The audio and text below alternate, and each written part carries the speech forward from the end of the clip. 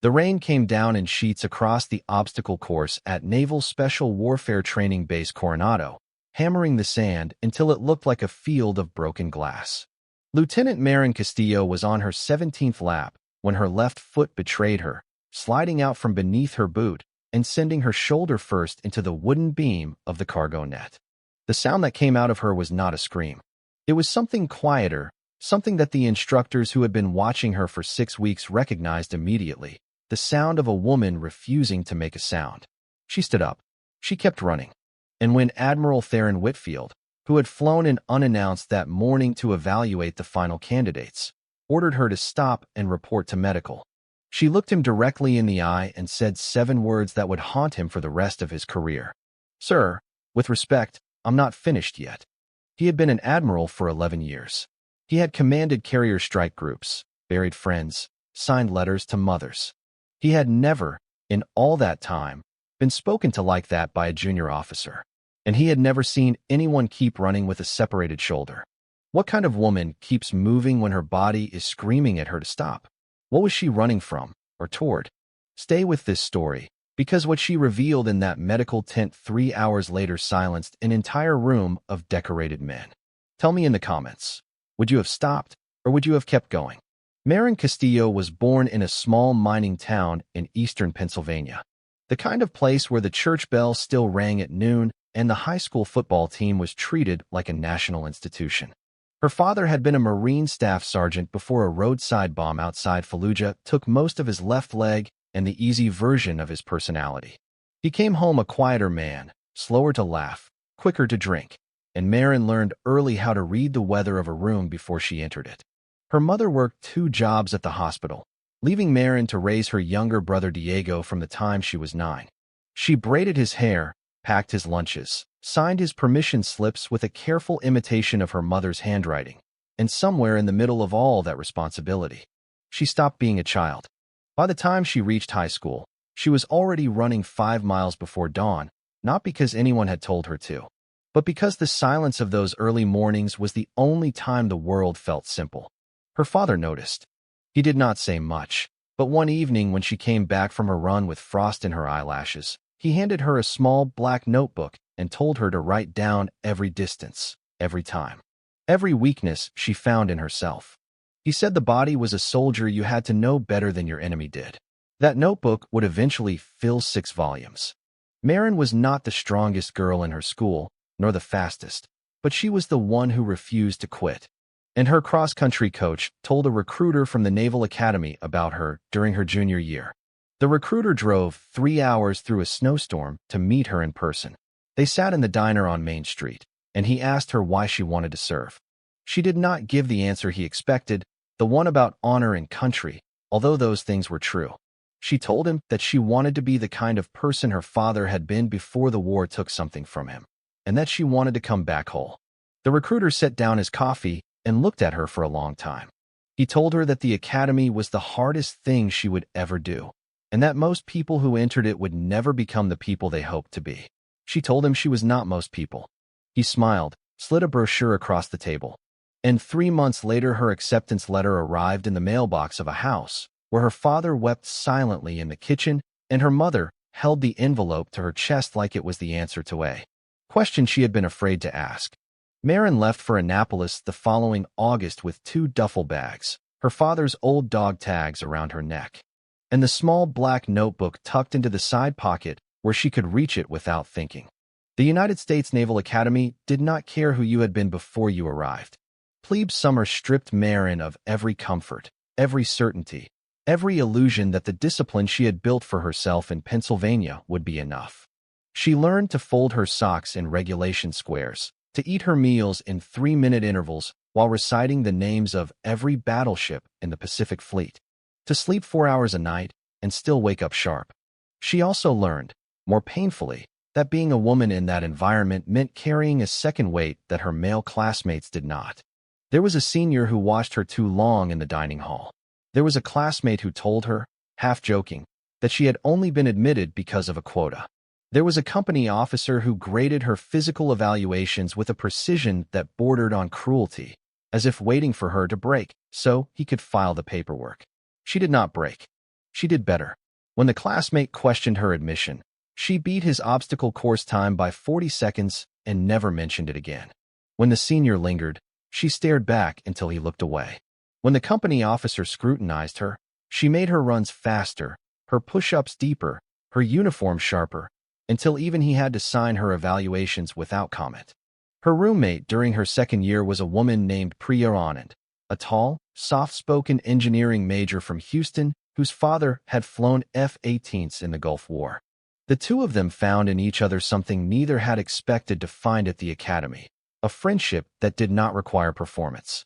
They studied together at 2 in the morning, drilled each other on naval history, took turns reading their letters from home out loud, and one night, after a particularly brutal week, Priya asked Marin what she was so afraid of. Marin did not answer right away. She finally said that she was afraid of going home empty, of becoming the kind of person who survived but did not live. Priya understood. She told Marin about her older brother, a Marine officer who had returned from Helmand and locked himself in the basement for 3 years. The two of them sat in the dark of the dorm room with that shared understanding between them, and from that night forward they trained as if their lives depended on it. Because in some quiet way they both believed they did. By her senior year, Marin had become company commander, a varsity athlete in 2 sports, and one of only 4 women selected for the surface warfare officer pipeline with an option to compete for the special operations support track. She graduated on a bright May morning with her father standing at the back of the crowd in his dress blues, the leg of his trousers pinned neatly above the prosthetic. And when she walked across the stage to receive her commission, she found his face in the sea of strangers and saw him salute her with the steady hand of a Marine who had finally lived to see his daughter become the soldier he had once been. Her first assignment was aboard the USS Bainbridge, a guided missile destroyer operating in the 5th Fleet area of responsibility. The transition from cadet to officer was less of a step than a fall, the kind of fall that taught her quickly which lessons from Annapolis had been theoretical and which would keep her people alive. She was a division officer responsible for 15 enlisted sailors, most of whom were older than she was, and on her second day at sea, she made a navigational call that her chief petty officer, a weathered man named Ramos with 22 years in the Navy, gently but firmly corrected in front of the bridge watch. She did not argue. She thanked him. That single moment, more than anything she had been taught in a classroom, defined the kind of leader she chose to become. She listened. She asked questions when she did not know. She gave credit publicly and corrections privately. She learned the names of every sailor's children, the dates of their anniversaries, the small fears they did not speak about during the long mid-watches.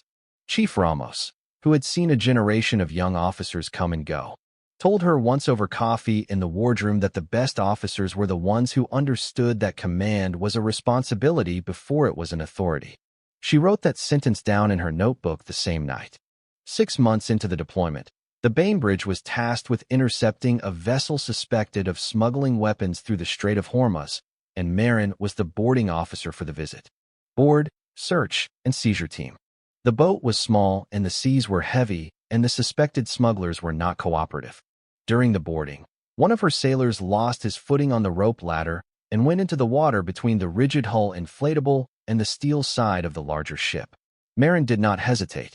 She reached down, caught the back of his vest, and held him against the hull until 2 other sailors could pull him up. In the process, the swell slammed her own ribs against an exposed bracket so hard that she heard something inside her chest crack. She did not say anything. She finished the boarding. She wrote the report. She did not see medical until they returned to the ship 4 hours later, and when the corpsman x-rayed her, he found 2 fractured ribs and a hairline crack on a third. She was placed on limited duty for 3 weeks, which she spent learning every system on the bridge she had not yet mastered. Chief Ramos came to her one evening with a quiet expression and told her that the sailor she had pulled out of the water had a wife and a newborn son, and that the man had asked him to tell her that she had given him back his life. She did not know what to say. She wrote that in her notebook too, but underneath it, in smaller handwriting, she wrote the words she would carry into every assignment afterward, that the cost of leadership was sometimes paid in bone. After her tour aboard the Bainbridge, Marin was selected for an exchange billet with a special warfare support unit. where female officers were beginning to integrate into roles that supported direct action missions.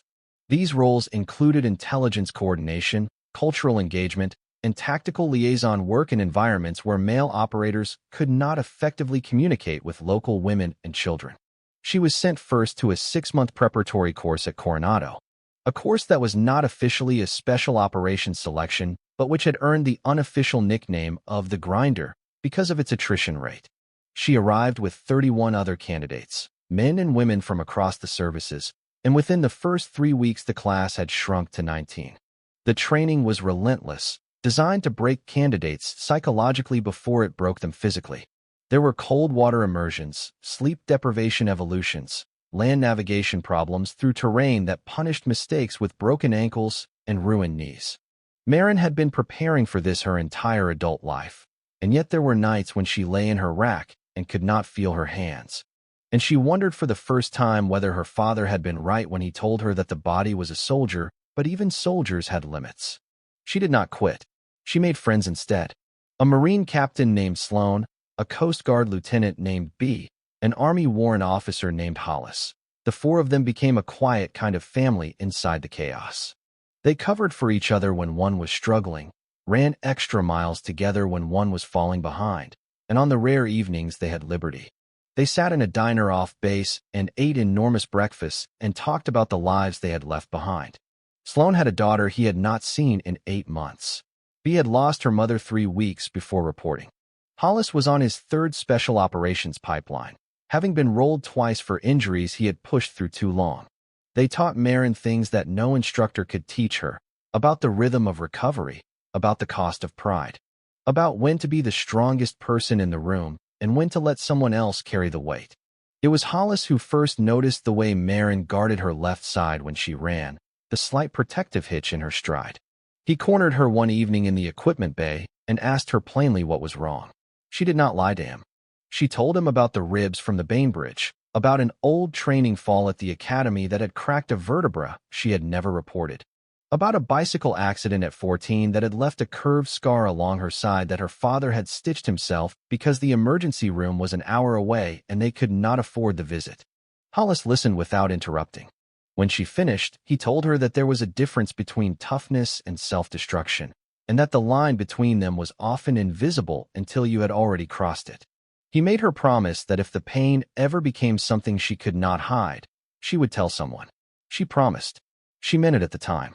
But 6 weeks later, when the rain came down across the obstacle course and her shoulder went into the cargo net beam, she would forget that promise for almost 3 hours. Admiral Theron Whitfield had arrived at Coronado that morning with no announcement, which was his habit. He believed that evaluations conducted with warning were evaluations conducted with lies, and so he walked the training grounds in a plain rain jacket without his stars showing, watching candidates who did not know who he was. He had been watching Marin for nearly an hour when she fell. He had already made a quiet note about her in the small leather pad he carried, about the way she moved with her team, the way she checked on the candidate behind her without slowing her own pace, the way she had given her last energy gel to a younger candidate at the 3rd checkpoint. When she went into the beam, he started walking toward the course before she had even stood back up. By the time he reached her, she was already running again, her left arm tucked tight against her body, her face a mask of concentration that did not allow for any acknowledgement of what had just happened. He ordered her to stop.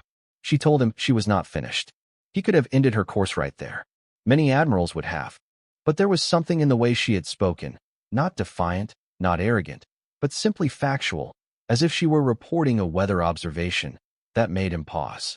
He walked beside her for the next 200 meters, neither of them speaking, until she completed the obstacle and reported to the finish line. Only then did he order her to medical, and only then did she comply. The medical tent was a converted shipping container with bright lights and a single corpsman on duty, and when Marin removed her uniform top so the corpsman could examine her shoulder, the Admiral, who had followed her in, saw what the wet fabric had been hiding. He saw the long curved scar along her ribs from the bicycle accident, white and uneven where her father had closed it with fishing line and a sewing needle. He saw the surgical scar from the rib fractures aboard the Bainbridge, where a piece of bone had eventually required removal. He saw the faded discoloration along her lower back from the vertebral injury she had never reported at the academy. He saw the burn marks across her forearm from a galley fire she had helped contain during her second deployment.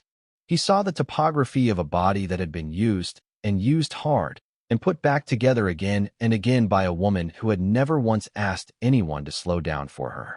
The Admiral, who had commanded carrier strike groups and signed letters to mothers, stood in the doorway of that shipping container in his plain rain jacket and could not find a single word to say.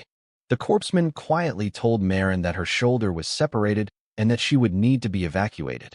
Marin nodded once. She looked at the Admiral, who had still not spoken, and she said, very softly, that she was sorry if she had been disrespectful. He shook his head. He told her to lie down. He told her that she had nothing to apologize for. And then he stepped outside into the rain and stood there for a long time before he could trust his voice again. Marin was medically rolled from that iteration of the course, which she had known would happen the moment the corpsman touched her shoulder. What she had not expected was the letter that arrived at her temporary quarters 3 days later, hand-delivered by a yeoman in a sealed envelope with the Admiral's personal seal. The letter was brief. It said that he had reviewed her file in full, including the medical records she had submitted and the ones she had not, and that he was placing her in a recovery and leadership development program that would allow her to heal properly and return to selection in the next cycle without prejudice. He said he had spoken to her former commanding officer aboard the Bainbridge and to her instructors at the academy, and that the picture they painted was consistent with what he had seen on the obstacle course. He closed the letter with a single sentence that she would later have framed and hung in her office. He wrote that her courage had never been in question, but that the Navy needed her to live long enough to teach it to others. She read the letter twice, and then she sat on the edge of her rack and cried for the first time in 9 years. The recovery program took 11 months. She learned to rest. She learned to ask for help. She learned, with the guidance of a physical therapist who had served 2 tours in Iraq, that the body she had been treating as a soldier was also a home, and that homes required maintenance and not just defense. She returned to the selection course the following spring, completed it without injury, and received her assignment to a Naval Special Warfare Support Unit deployed to the Horn of Africa. There she did the work she had trained for, coordinating with local women's councils and villages that had not seen an American in uniform in a decade, gathering intelligence that saved lives, mentoring younger female officers who arrived behind her. She made full lieutenant, then lieutenant commander. She published a paper in the Naval Institute Proceedings on the integration of women into special operations support roles that became required reading at the War College. She married a Coast Guard officer named Daniel and adopted a daughter from a difficult childhood not unlike her own. She visited her father every Christmas in the small Pennsylvania town where she had grown up, and when he died, peacefully, at 73, she folded the flag at his funeral with hands that did not shake. Admiral Whitfield, retired by then, sat in the second row in his civilian clothes and saluted her father's casket. After the service, he found her and told her, quietly, that her father would have been proud. She told him she knew. And she told him that she had been proud of her father every day of her life, and that the only thing she had ever wanted was to come home whole enough to tell him so. The story of Lieutenant Commander Marin Castillo is not the story of a woman who never broke. It is the story of a woman who broke many times, in many places, and who learned, slowly and at great cost, that the measure of a soldier is not the absence of wounds, but the willingness to heal honestly enough to keep serving. She carried scars on her ribs, on her back, on her arms, and in places no uniform could cover. And for years she believed that hiding them was the price of being taken seriously in a world that had not always wanted her there. What she discovered, in the rain on an obstacle course at Coronado, was that the people who lead well are the ones who finally allow themselves to be seen. Her courage was never in the silence. It was in the days she stopped translating pain into performance and started translating it into wisdom she could pass on to the women and men who came after her. She learned that discipline without rest is destruction, that pride without honesty is a slow form of self-betrayal, and that the truest expression of military values, of duty, of honor, of commitment to one's people, is the long, unglamorous work of becoming whole enough to be useful for the entire length of a career, not just the loudest seasons of it. Her story is for every person who has ever been told they had to be twice as strong to be counted as equal, and for every leader who has confused endurance with worth. The scars she revealed in that medical tent did not diminish her in the Admiral's eyes. They were the proof of who she had already been. And if her life carries one message worth remembering, it is this: the bravest thing a warrior can do is not to keep running. It is to finally trust someone enough to stop, to be seen, and to begin again.